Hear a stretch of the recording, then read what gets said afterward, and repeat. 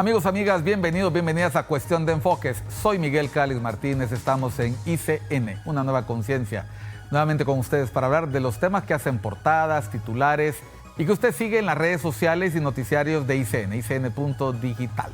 Recuerde que acá mostramos distintos puntos de vista, perspectivas, opiniones, pareceres, distintos enfoques. Esta semana ha sido una semana movida desde el anuncio que hizo el domingo el presidente Joe Biden.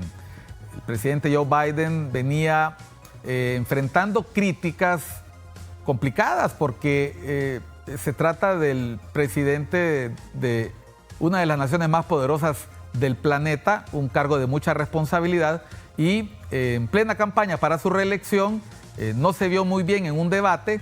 Empezaron a surgir cuestionamientos sobre si era adecuado o no que siguiera en campaña, mientras el expresidente Trump sobrevivía de milagro a un atentado que le dejó sin un pedazo de oreja, pero que lo levantó 8 puntos en las encuestas porque se levantó ensangrentado y vigoroso. Yo le comentaba a un amigo que se me parecía esa imagen de Rocky, los que vimos la película, y luego alzando el puño desafiante ante sus enemigos. Y luego del contraste con el debate, pues eran malas noticias para la campaña demócrata. Las voces empezaron a escucharse, por un lado Nancy Pelosi, por otro lado conocidos demócratas de los medios de comunicación, voces importantes del Partido Demócrata. Y cuando todo el mundo se estaba preguntando si el presidente Biden iba a ceder, si no se iba a aferrar a la posibilidad de la reelección, el domingo, hace un par de días, dijo, pues ya no va más y me retiro. Y todos los reflectores se han enfocado en su vicepresidenta Kamala Harris, que hasta el día de ayer ya acumulaba más de 215, 220 apoyos públicos de congresistas y gobernadores, y eso que todavía no viene la convención demócrata. Para hablar de este tema, hoy vamos a tener 2 invitados. En la primera parte del programa vamos a tener a nuestro buen amigo, el embajador John Feeley. Él es el director ejecutivo del Centro para la Integridad de Medios para las Américas. Nos acompaña desde Washington. Saludos, embajador. Saludos, John. Gracias por acompañarnos en ICN. Saludos, Miguel. Y acabas de decir una cosa interesante.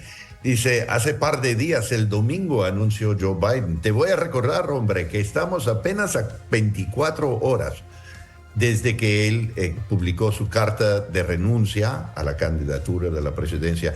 Pero efectivamente parece que las últimas 3 semanas, desde el debate, cada día, casi cada hora, nos están golpeando con nuevos titulares de acontecimientos políticos aquí. La verdad, hombre, es que ha sido una montaña rusa. Efectivamente,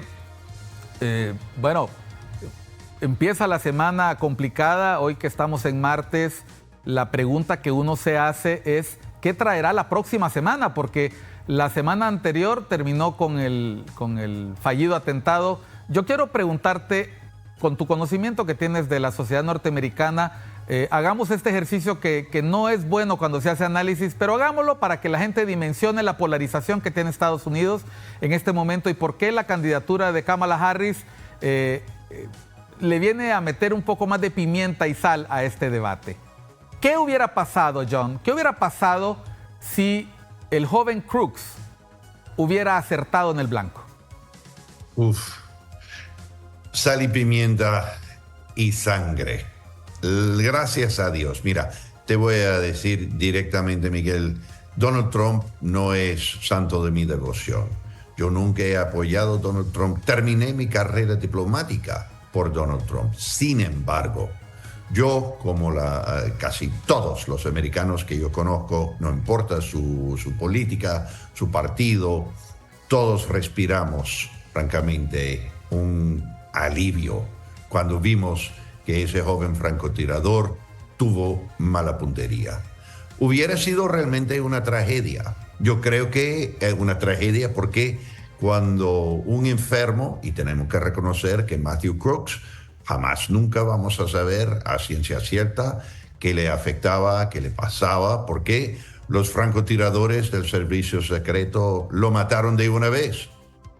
Pero cuando un joven se siente empoderado para agarrar una arma como él hizo, y pues intentar matar a una figura política, ya eso demuestra que una sociedad está sufriendo de una enfermedad política. Y yo creo que Estados Unidos, aunque yo no voy a decir que hemos perdido nuestra democracia, que estamos a la deriva, no, pero estamos en un momento con una fiebre bastante grave.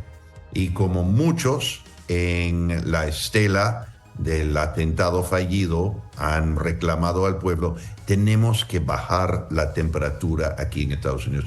Porque como bien dices, Miguel, somos un país actualmente muy polarizado. Y esto obviamente trae secuelas que francamente nadie quiere bregar con esas secuelas, porque sabemos que no conlleva la tranquilidad, la paz y la paz doméstica. Bueno, ese fue el evento cumbre de la semana pasada. Nos despertamos el lunes siguiente con un presidente Trump fortalecido en las encuestas versus el contraste de un presidente Biden que los medios, y bueno, dedicándote tú a lo que te dedicas, las redes sociales han hecho pedazos a la figura del presidente Biden.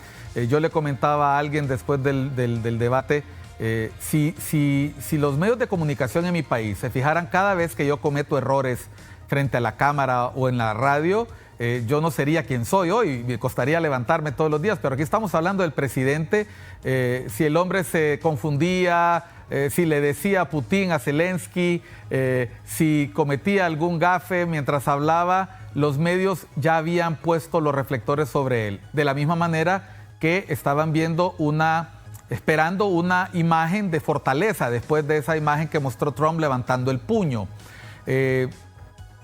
¿Cuánto más podía aguantar el presidente Biden sin renunciar? ¿O era algo que más bien debió haber pasado mucho antes?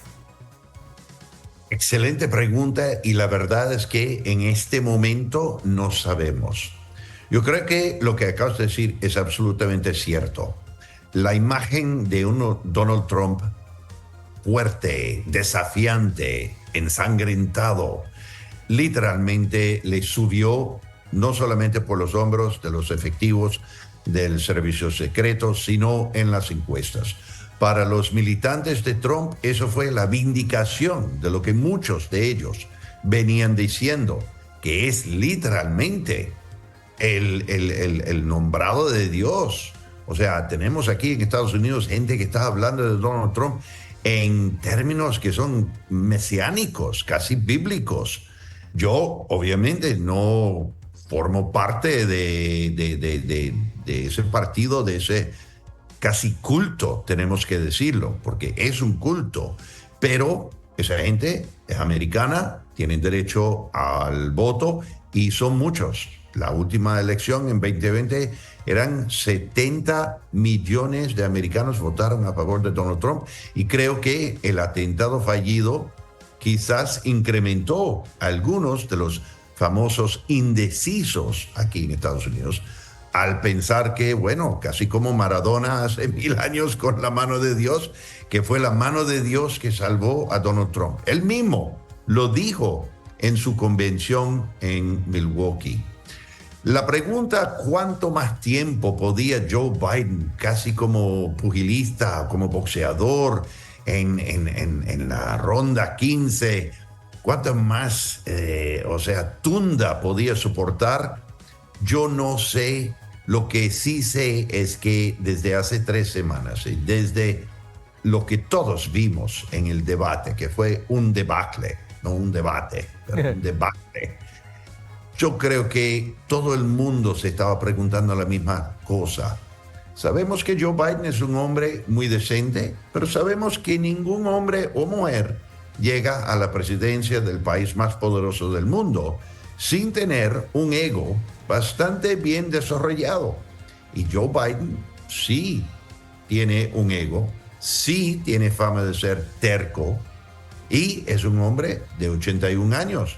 Entonces, aunque yo no quiero caer en estereotipos, hay que reconocer que la terquedad y la vejez muchas veces van de la mano. Y entonces por eso vivimos aquí 3 largas semanas con demócratas de alto perfil, los peces gordos del partido, intentando a comunicarle, susurrarle al equipo interior de Joe Biden, a su mujer, Dr. Jill Biden, a sus familiares, a los asesores y amigos de antaño, que Joe Biden va a perder. Si persigue, si continúa en la contienda, va a perder. Y aparentemente, pero eso es especulación, tengo que subrayarlo, Miguel, aparentemente cuando Nancy Pelosi, la lideresa de los demócratas en la Cámara de Representantes, o sea, la Cámara Baja de nuestro poder legislativo, de dos cámaras, el Senado y la Cámara Baja, como decimos, cuando ella, que es conocida aquí en Estados Unidos como la más lista, la más inteligente, la que tiene los olfatos políticos más agudos, cuando ella comenzó a decirle a su viejo amigo Joe Biden, Joe, ya es el momento, ya no puedes más, porque vamos a perder ante Donald Trump. Creo que eso fue un paso que realmente pues lo empujó a tomar la decisión que él anunció con mucha decencia en su carta ayer. Vamos a tener un minuto más en este segmento, pero si tuvieras que resumir el legado de Joe Biden, y perdón que lo diga anticipadamente, pero todos los reflectores están puestos en Kamala Harris y sobre ella vamos a hablar en los otros segmentos, porque tenemos un momento que esperábamos iba a ser la convención republicana, el momento de Trump, pero no, fue el ataque. La convención republicana solo vino a confirmar lo que ya se sabía, que el presidente Trump era el ungido del partido. ¿Cuál sería el legado del presidente Biden si tuviéramos que ya anticiparlo? Porque va a ser un presidente de un mandato, como lo fue Carter, como lo fueron otros, como el George Bush padre, personas excepcionales en la política norteamericana, pero que no tuvieron una segunda oportunidad. Sí, pero yo creo que Biden realmente se salvó y con su carta, con su renuncia, efectivamente se instaló en el panteón de los grandes de la política norteamericana. ¿Por qué? Porque no tuvo que tomar esa decisión. Lo hizo haciendo patria, a mi juicio personal y al juicio de mucha otra gente. Muchos de los comentaristas que estamos leyendo esta mañana están ya reflejando sobre la decencia de Joe Biden, la manera en que, aunque presidente por un periodo nada más, ese periodo o este periodo entre 2020 y 2024 ha sido distinto a cualquier otro cuatrenio en nuestra historia. ¿Por qué siguió Donald Trump? Y Donald Trump, por lo menos en nuestra época moderna en Estados Unidos, fue el presidente iconoclasta más grande que hemos visto. Entonces Biden nos guió como buen pastor, como el apodo que lo tenemos aquí en Estados Unidos, el tío Joe, nos llevó como buen pastor a recuperar un poco de la normalidad del gobierno, del buen funcionar, de restablecer relaciones con nuestros amigos y aliados por tratados, de recuperar la economía. Yo creo que Joe Biden y el legado de Joe Biden va a ser bastante positiva. Bueno, y eso antes de irnos a la pausa, nos lleva a reflexionar lo siguiente. Joe Biden fue vicepresidente 2 periodos. Qué importante es la selección del compañero o compañera de fórmula en cualquier país. En los Estados Unidos, el señor Joe Biden se convirtió, no inmediatamente después del gobierno de Barack Obama, sino con el intermezzo ahí de Trump, en el presidente. Pudo haber tenido una segunda oportunidad, pero no era esa la historia que le esperaba. Pero, ¿qué le esperará a Kamala Harris, su compañera de ticket? De eso vamos a hablar al volver de unos mensajes. Estamos con John Philly, estamos conversando sobre la decisión del presidente Biden. Recuerde, él es el director ejecutivo del Centro para la Integridad de Medios de las Américas y estamos acá por ICN, una nueva conciencia. Ya retornamos.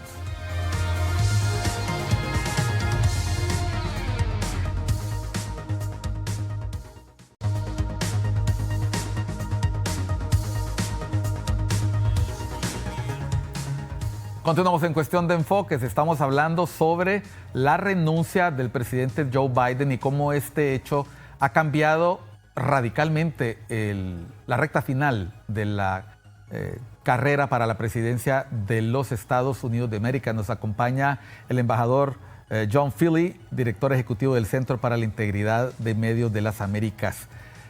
John, vamos a ver. Centrémonos ahora en la figura de la semana, porque si el presidente Biden había estado para mal antes del atentado contra Trump en los medios y Trump dominó la semana pasada, la estrella de esta semana y las próximas será la vicepresidente Kamala Harris. Totalmente correcto. Qué importante la selección del vicepresidente. Yo creo que en estas circunstancias es absolutamente esencial.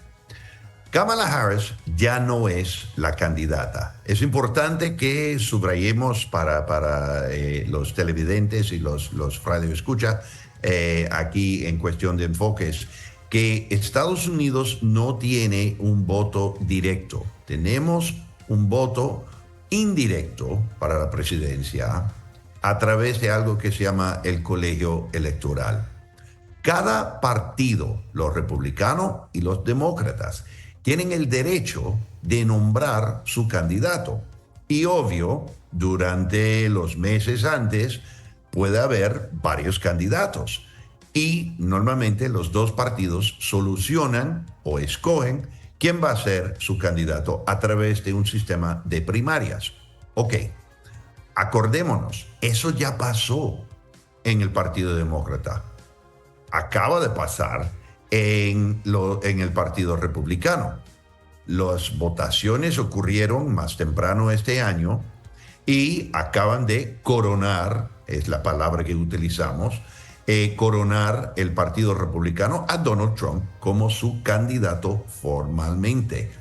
Joe Biden se retiró en el día de ayer antes de la convención demócrata que va a ocurrir en la ciudad de Chicago en agosto de este año, en pocas semanas, en 3 semanas.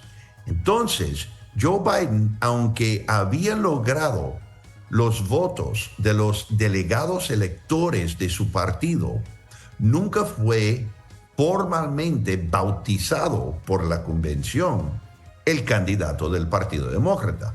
¿Qué quiere decir, Miguel? Eso quiere decir que por más que él ayer haya endosado a Kamala Harris, ella ahora tiene que ganar los votos de los delegados electores del Partido Demócrata de los 50 estados. Ahora bien, esto ha sido el endosamiento que él le dio y como decías tú antes, más de 200 oficiales, legisladores, senadores, representantes, diputados, ya se han hecho público su apoyo para su candidatura.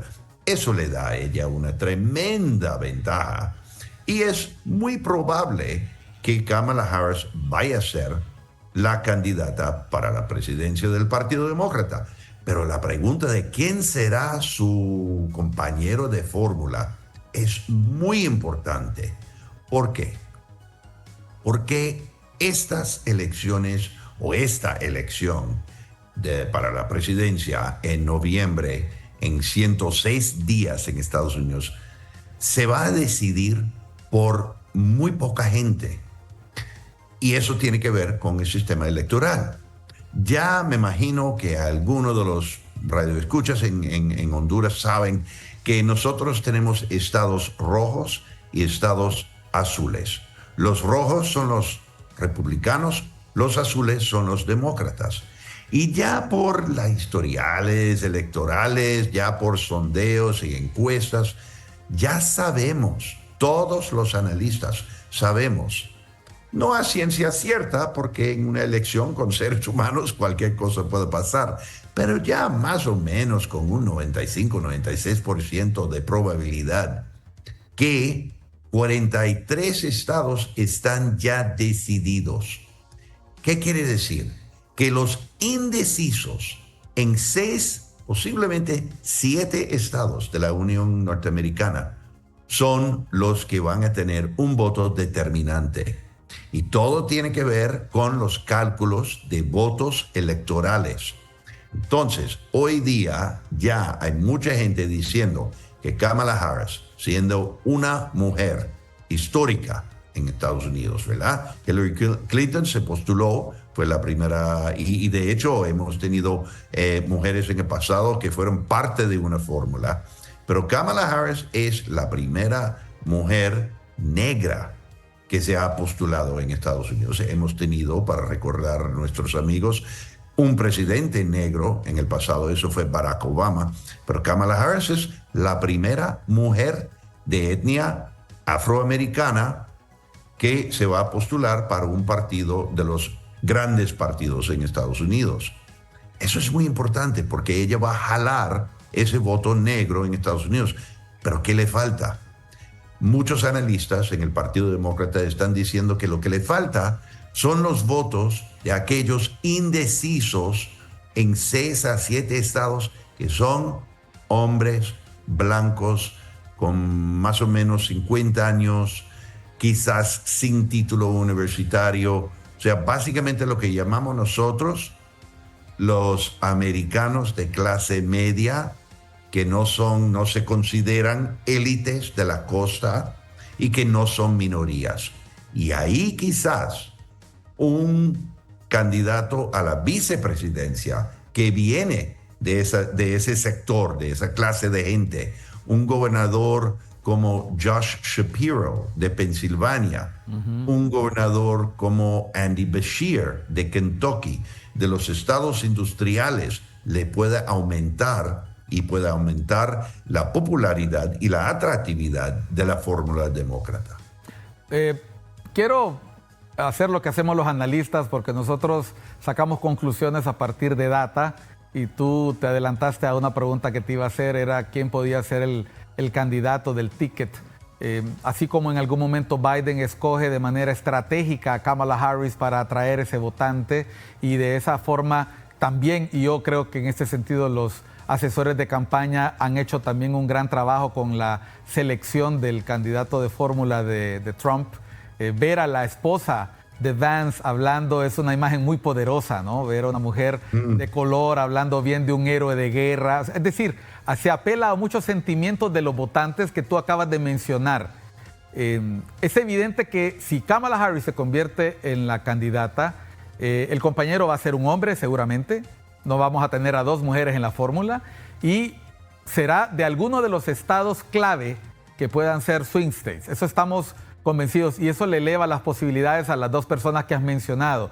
Ahora, ¿cómo ves el hecho de que se empiece a mover en redes sociales la misoginia y el racismo que uno esperaría que iba a salir en este momento en la campaña? Tempranamente se empieza a apelar a las parejas que ha tenido en el pasado Kamala Harris, se empieza a hablar de su vida privada, se empieza a hablar de su risa, se le une a la frase de Trump diciendo que esa es una risa de una persona en la que no se puede confiar, apelando un poco a la salud mental.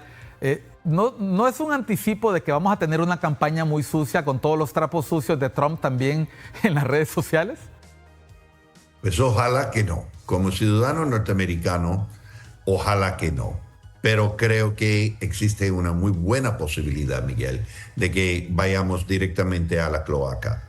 Mi esperanza es que realmente el primer residente de esa cloaca política sea Donald Trump, y que Kamala Harris pueda resistir. Mira, hay una táctica muy importante que se dice en inglés que es para cucar. No sé cómo exactamente se dice en hondureño. Se dice muy bien. Cucar. Okay. Cucar. Para cucar a alguien, para que cometan errores.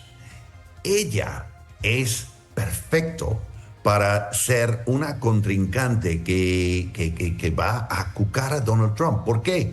Porque empuja todos los botones. Es negra. Sabemos que Trump ya tiene problemas con racismo. Es mujer. Ni se diga. Ya sabemos su historia como machista. Es migrante. Ojo, eso es muy importante. Kamala Harris es la hija de un profesor jamaiquino y una mamá de la India, hindú, ¿verdad? Ajá. Eso realmente es una combinación muy interesante en Estados Unidos. Es única porque Estados Unidos es un país de multietnias. Sin embargo, ella se identifica y estudió en la Universidad de Howard University, aquí en el Distrito de Columbia, en Washington, y ella se identifica y siempre se ha identificado con la comunidad negra. Ahora, muy bien. O sea, para la gran mayoría de los americanos, eso es perfectamente normal. Para Trump, yo sospecho que Trump vaya a cuestionar sus credenciales de ser mujer negra. Y yo creo que eso va a ser un error garrafal para Trump. También tenemos una situación muy interesante aquí, Miguel. Ella, antes de ser la vicepresidenta, era la fiscal general del estado de California. Es una fiscal. Todos sabemos que los fiscales normalmente son oradores por excelencia, son excelentes en los debates. Si hay un debate, y todavía no sabemos si Donald Trump va a aceptar un debate en contra de ella, es posible que él dice, que él diga algo como que, bueno, yo no voy a debatir a ella porque ella no era la candidata inicial. Yo ya hice mi debate con Trump, evitando un debate con Kamala Harris, porque ella podría ser, como en un match de boxeo, ella podría ser letal con sus contragolpes. Acuérdate que Trump, no importa para sus militantes que diga Trump. Trump mismo, hace 6 años, yo creo, que dijo, yo puedo matar a alguien, pegarle un tiro, mira la violencia con la cual él se expresa. Yo puedo pegarle un tiro a alguien en la Quinta Avenida, donde él tiene su famosa torre en Nueva York, y no me van a hacer nada mis militantes, me van a querer igual. Yo creo que, aunque lo dijo hace como 6, 7 años, tenía razón en ese momento y tiene aún más razón hoy. Pero hay más de la mitad de los americanos que rechazan declaraciones así. Y ella es fiscal. Entonces tenemos el caso de un candidato que representa un partido, los republicanos, que es delincuente condenado. Acordémonos, él tiene una condena en una corte, una condena ejecutoriada que él está apelando, pero él en este momento es un delincuente. No hay nada en nuestra Constitución que prohíbe su candidatura y no le importa a sus militantes. Pero acordémonos que sus militantes no van a decidir esta elección. Los que van a decidir esta elección son los indecisos en los 6 o 7 estados de varias regiones, pero principalmente del medio de los Estados Unidos, Michigan, Wisconsin, Pensilvania. Luego hay 2 estados en el sur, Carolina del Norte y Georgia, y 2 en el oeste, Arizona y Nevada. Esos son los estados que están en juego. Y ahí los indecisos son los votos que los 2 candidatos, si resulta ser Kamala Harris, que ellos tienen que cazar. ¿Cuál de los 2 va a ser más eficaz, más eficiente en persuadir a los indecisos? ¿Un fiscal o una fiscal o un delincuente? Es pregunta. Bueno, y es uno de los tantos contrastes entre los 2 candidatos si se confirma la candidatura de Kamala Harris. Vamos a una pausa. Estamos con John Feeley, director ejecutivo del Centro para la Integridad de Medios de las Américas, CMIA, en Cuestión de Enfoque. Ya volvemos.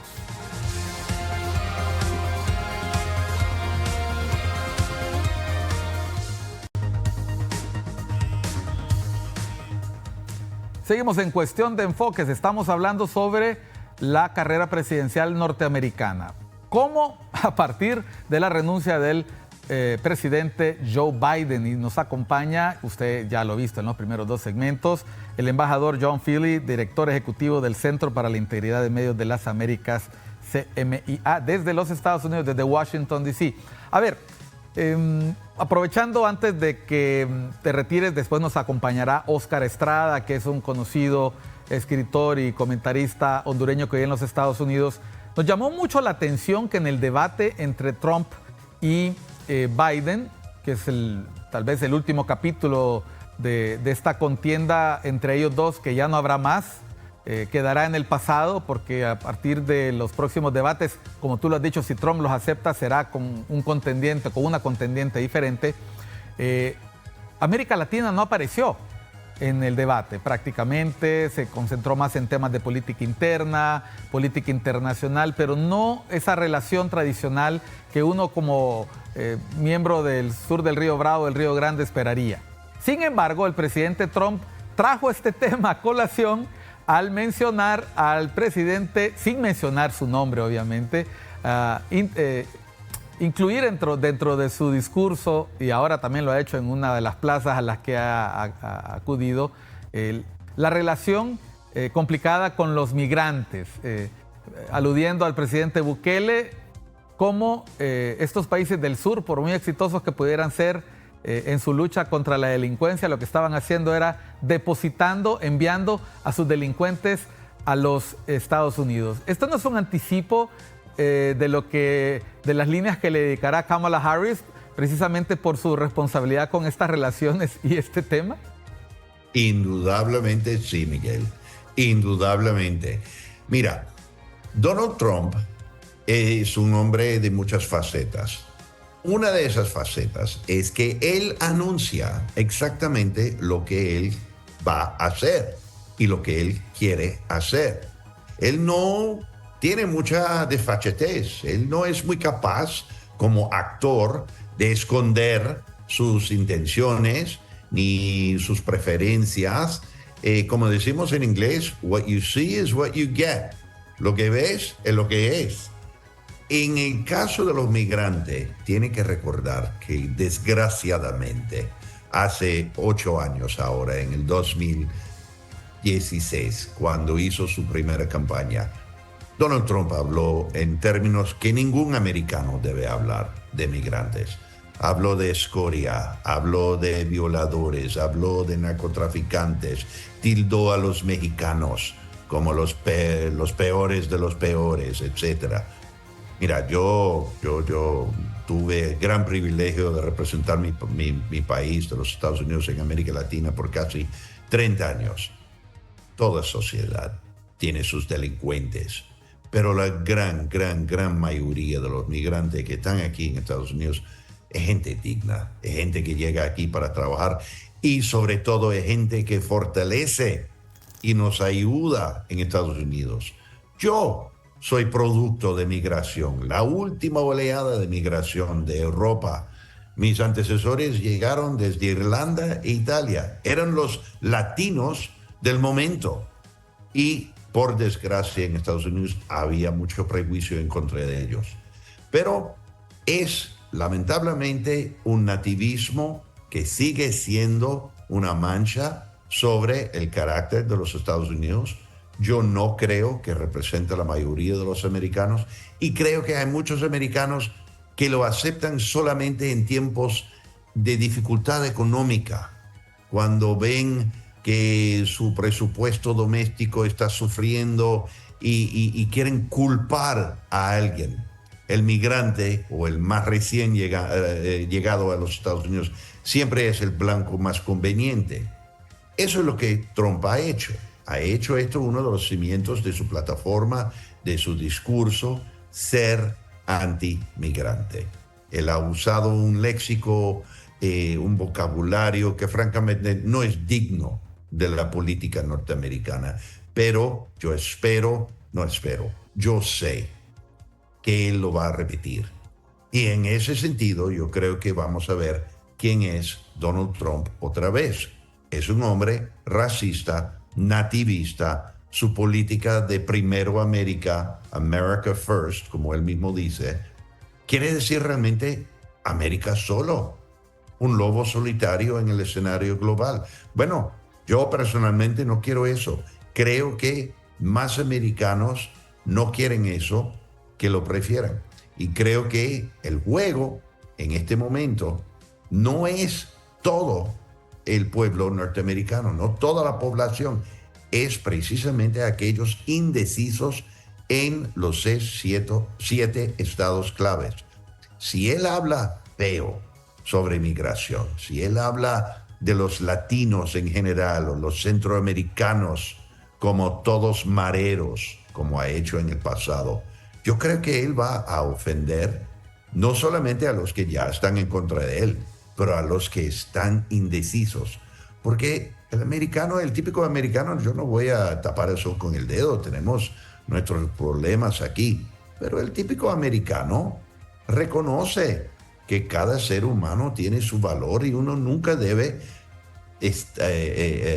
echar abajo a nadie por su tez, por su etnia, por su culto, por su fe, y eso es precisamente lo que hace Donald Trump. Bueno, antes de retirarnos, John, porque tienes que atender compromisos previos, hablábamos hace un par de días sobre esta encuesta que hizo entre el 16 y 18 de julio CBS, y tú me apuntabas, cuidado, es una encuesta que tiene empate técnico entre votantes decididos, es decir, una diferencia que prácticamente tienen un empate técnico a Kamala Harris y Donald Trump entre 16 y 18, cuando todavía no había empezado a rodar la rueda. Y tú me decías, ojo, que estos son votantes decididos.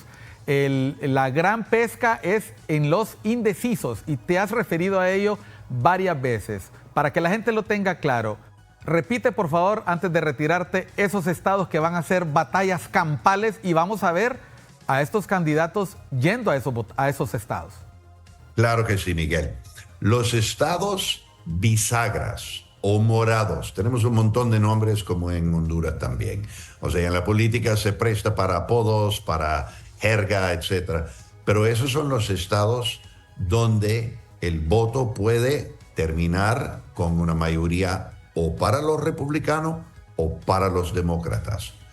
Esos estados son Michigan, Wisconsin, Pensilvania, Georgia, Carolina del Norte, Arizona y Nevada. Hay 3 en el medio oeste, hay 2 en el oeste y 2 en el sur. Todos los demás estados ya sabemos si van a ser azul o rojo, republicano o demócrata. Y seguramente el compañero de fórmula de Kamala Harris vendrá de uno de estos estados. Seguramente. Yo no te puedo decir hoy día cuál, pero sí, yo apostaría como si fuera el gordo de la Navidad, de que su compañero de fórmula vendrá de uno de esos estados. Bueno, muchas gracias, John, por tu compañía, por tu conocimiento y tu disposición. Gracias, saludos hasta los Estados Unidos. Gracias por acompañarnos en Cuestión de Enfoques. Espero que no sea la última vez. Encantado de compartir contigo y con toda la audiencia. Muchísimas gracias, Miguel. Un gran placer estar contigo y con los que nos acompañan. Gracias, John. Bueno, antes de pasar a la pausa, le adelanto que nos va a acompañar también Óscar Estrada. Usted lo conoce. Así como hemos tenido a este especialista, a John, una persona con experiencia diplomática, con carrera periodística y además con mucho cariño por esta región latinoamericana. Vamos a tener a Óscar, que también desde algún lugar lejano nos acompañará para comentar sobre estas elecciones, especialmente ahora que se han puesto calientísimas con la renuncia del presidente Biden. Volvemos después de unos mensajes a Cuestión de Enfoques.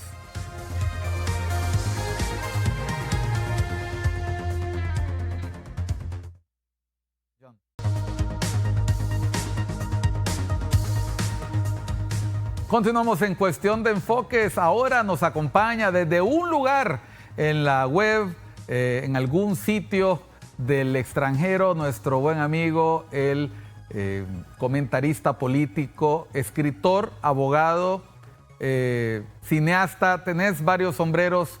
Óscar Estrada, gracias por aceptar estar con nosotros para hablar del tema que seguramente va a dominar esta semana y que tiene que ver con la renuncia que ya sabíamos que venía del presidente Joe Biden y la casi segura nominación de la señora Kamala Harris, la vicepresidenta en funciones en los Estados Unidos. Gracias por atendernos en este segmento final de Cuestión de Enfoques.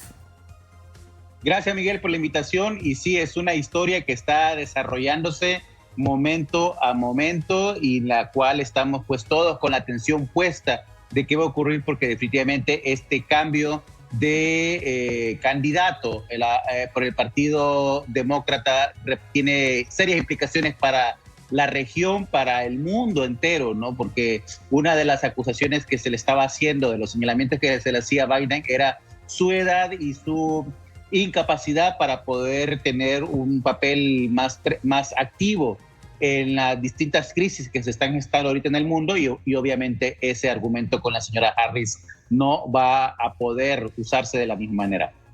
Oscar, ayer lunes, al finalizar el día, la señora Kamala Harris ya superaba los 215 apoyos dentro del Partido Demócrata de posibles convencionales, así lo informaba el Washington Post.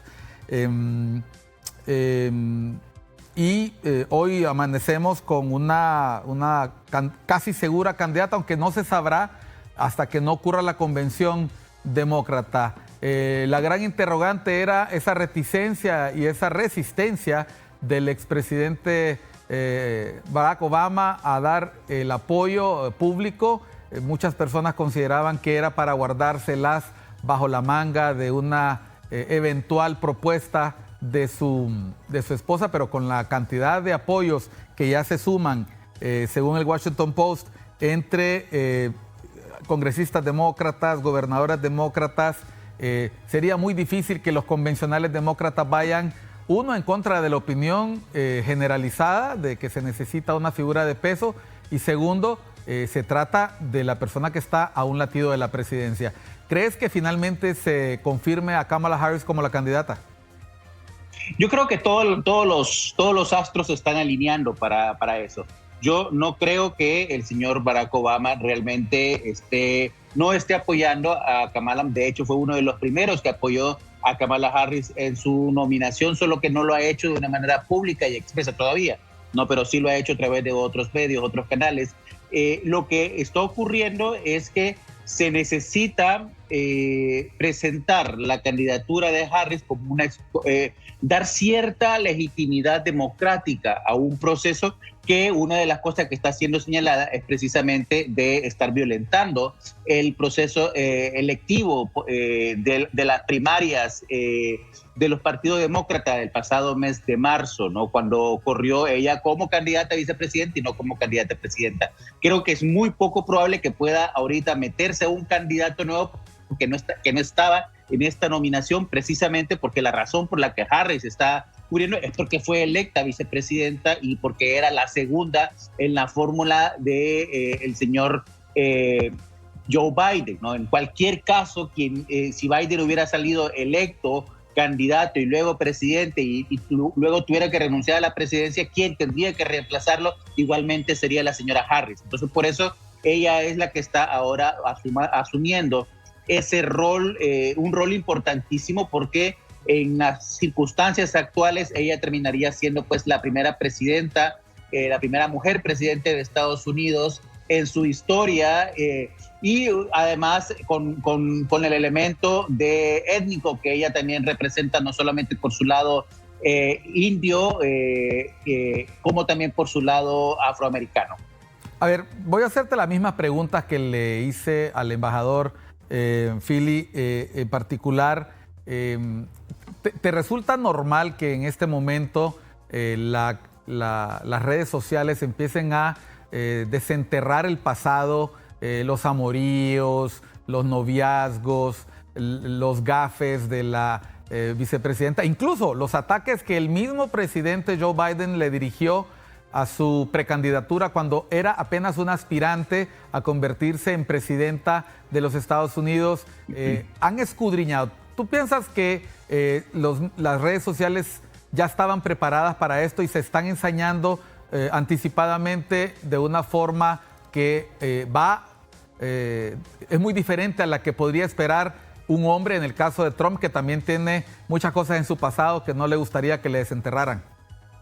Yo creo que sí, obviamente la candidatura de Kamala Harris no toma por sorpresa al Partido Republicano y a la estructura que está apoyando actualmente al candidato Donald Trump, ¿no? En todo caso, las acusaciones que se han presentado a ella tienen una carga misógina y racista muy fuerte, que no es extraño tampoco viniendo de una figura como Donald Trump, pero sí tiene un costo político, porque la señora Harris va a actuar en una campaña muy orientada hacia las mujeres, ¿no?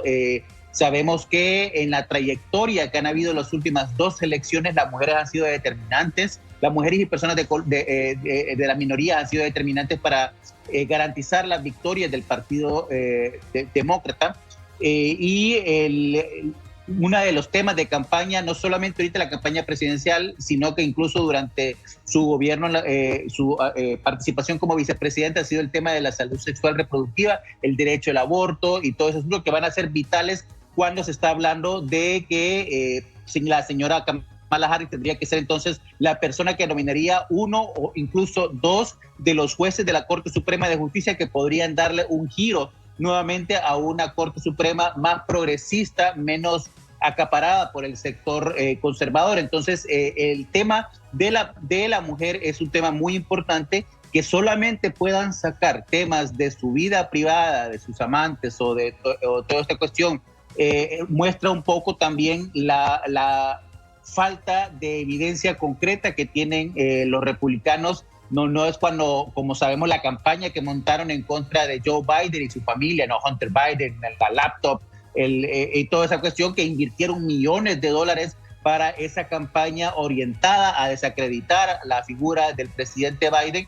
Ahora ya no les sirve todo eso y tienen que volver a comenzar con la figura de la candidata Kamala Harris, lo cual todavía lo que hace posible es que tardarán varias semanas antes de elegirse al candidato vicepresidente, para tenerlo como una figura todavía más fresca y poder dar un golpe de sorpresa antes de la convención el próximo agosto. Entonces, este tema de la candidatura de Harris es algo que estaremos viendo evolucionar todavía durante el próximo mes, principios del mes de agosto y finales del mes de julio, ¿no? Hasta el momento había sido un mes completo en el cual los republicanos tenían casi el control de la narrativa electoral de Estados Unidos, y ahora vemos cómo ese control se ha desplazado hacia el Partido Demócrata.